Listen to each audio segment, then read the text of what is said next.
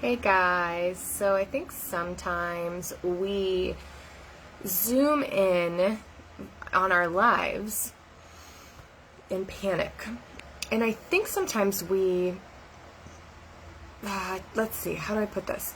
So we like to be overly critical about all the little things, all the other people in our lives, and how they're letting us down and we're letting ourselves down, and we're just failing, or we're not good enough in some way. And the only problem with this is it's not human. It's not the way that nature was intended, and it's not how life is. It's not true. It's just the way we're thinking about it. So here's an example that might help with this. If you were looking at a beautiful tree out in nature with some of the most beautiful leaves you've ever seen, and you didn't know anything, this is the first tree you've ever seen in your life, and all of a sudden you notice the leaves are starting to fall off. And before you realize it, there are no leaves left at all. It's just a bunch of brown branches. And you look around and the grass isn't as green, kind of cold. You don't even want to be looking at the tree anymore. If you didn't know any better, would you think to yourself, wow, that tree's really going through a lot. It's failing. It's dying. It's not doing well. But is that true?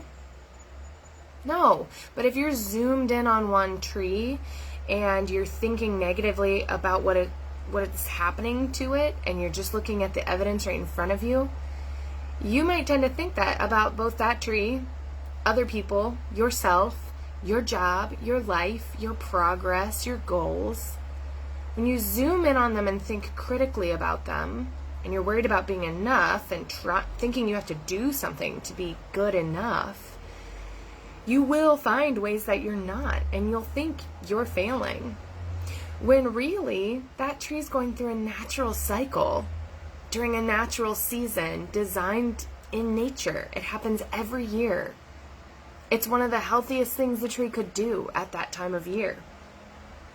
Maybe you are going through a season or a cycle, and maybe people around you, even the ones closest to you that you know and love, who it's easy to be the most critical of, maybe they're going through a season or a cycle. Maybe they're losing their leaves and they're not the prettiest and most glorious they've ever been, like this beautiful tree outside my window right now. But maybe it's the best thing for them right now, or maybe you are just cycling through life. So how do you know you're failing? Maybe you're just on a cycle. Maybe it's just part of your trajectory. And when you look in front of you and you see what you would rather be, where you would rather be, whom you would rather be with, how can you create that in your life? What simple steps can you take to get you closer to being that, achieving that, knowing them, etc.? And I would encourage you, as you're listening to this, to dream bigger. Create the impossible in your life. What's available to you when you let go of failing as even a possibility? How can you fail? Only you can decide that you're failing. If somebody fails a test, like they can't pass the bar to become an attorney. They fail.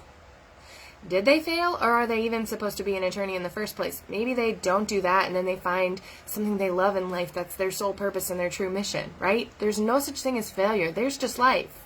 So don't make up that you're failing. Make up where you're headed and what's available to you when you can't possibly fail. When there's just no failure, it doesn't even exist, what becomes available to you, and what could you even create that you've not yet let yourself dream of? Love yourself as the tree with the bare brown branches, and love yourself as the blossoming, beautiful, blooming fruit tree. They're all just a part of a season and a cycle. All right, let me know what you think in the comments below.